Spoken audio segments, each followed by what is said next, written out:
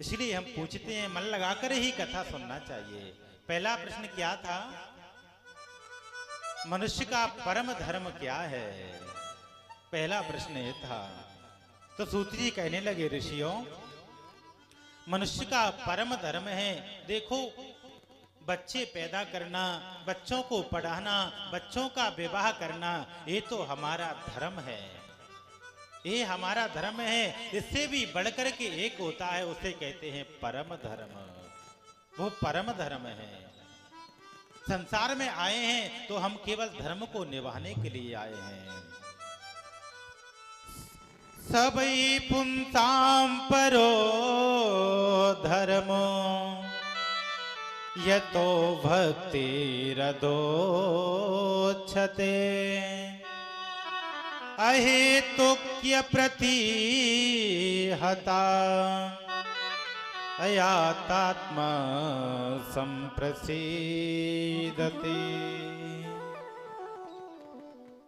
यानी कि हमें धर्म को भी निभाना है और धर्म से बढ़कर के परम धर्म को विशेष निभाना है, दोनों को लेकर के चलना है। ये पहले प्रश्न का उत्तर है।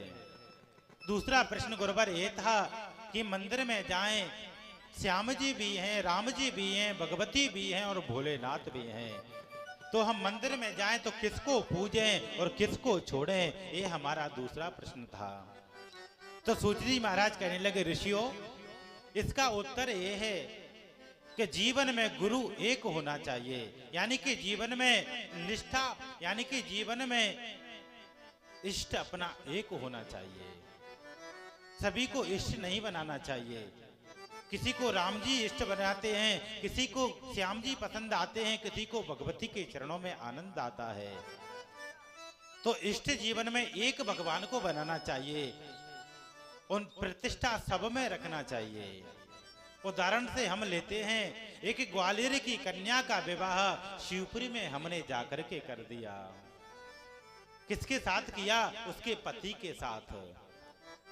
पति के साथ उसका विवाह तो हो गया। उस कन्या का यह मतलब नहीं है कि केवल वो पति से ही प्रेम करे, देवर जेठ आदि को आंखें दिखाए, ऐसा नहीं है। यानी कि प्रेम तो केवल पति से होना चाहिए, उनमें भी उसको निष्ठा रखनी चाहिए। ये दूसरे प्रश्न का उत्तर है। यानी कि निष्ठा एक में और प्रतिष्ठा सब में होना चाहिए, किसी का अनादर नहीं करना चाहिए। ये दूसरे प्रश्न का उत्तर है। बोलो राधे राधे। तीसरा प्रश्न था गुरुवर, 4 वेद हैं, 6 शास्त्र हैं, सबका सार क्या है? हमें सार बताएं। तो केवल 2 बातों में ही आपको पूरा सार बताए देते हैं। भले आप समस्त कथाओं को सुनो या मत सुनो, केवल 2 बातों को जीवन में अपना लो, ये शास्त्रों का निचोड़ है। कौन सी बातें हैं वो 2? 4 वेद 6 शास्त्र में बात लिखी है 2,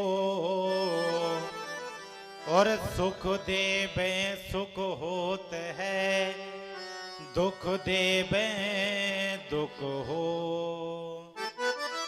ये शास्त्रों का निचोड़ है। हम किसी को दुख देंगे तो हमें भी अवश्य ही दुख मिलेगा, हम किसी को सुख देंगे तो परमात्मा अवश्य भी हमें सुख देंगे। ये निचोड़ है। प्रभु इनके अवतार कितने हुए हैं? 5वां प्रश्न ये था, कुल कितने अवतार हैं? तो भगवान के सज्जनों कुल 24 अवतार हुए हैं, कुल 24 अवतार हैं। मैं जो बोल रहा हूं, इन नामों को कोई सोते और जागते बोले, उसके जीवन में सदैव मंगल ही मंगल होता है। इन नामों को बोलना चाहिए।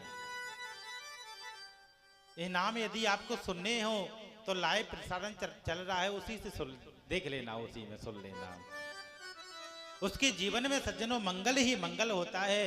वो नाम है नारायण नारद हरि कपिल देव श्री राम, हंस है ग्रीव मोहिनी,